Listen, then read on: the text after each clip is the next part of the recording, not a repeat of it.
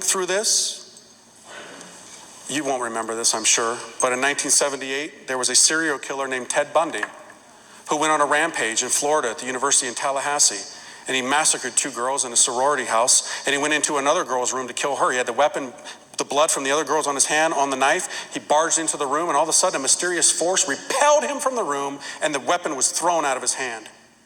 Why? Well, the girl in that dorm that night had fallen asleep with a rosary in her hand. Before she went off to college, she said to her mother that I promised to pray the rosary every night before I go to bed as for protection. Well, that night, as often happens, if you try and leave it to the end of the day, you're going to fall asleep. She fell asleep.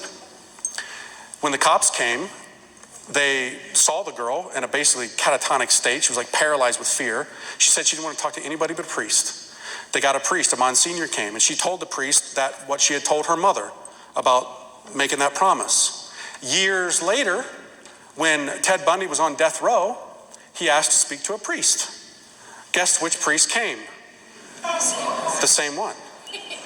And they had a little conversation. And Ted Bundy said to him, you know, there's something I don't understand.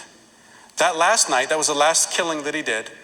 I had killed those 2 girls, and I went into the other room, and some force threw me out of the room and threw the weapon out of my hand. Can you explain that to me? Actually, I can't.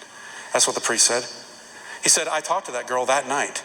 She had made a promise to pray the rosary, and she had it in her hands. You weren't aware of it, but there was a power in those beads that threw you out of the room.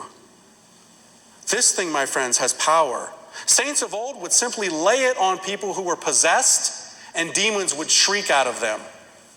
You know, today we look at this and we say, oh, that's just nonsense. That's not nonsense. This thing is a sword, my friends, a sword.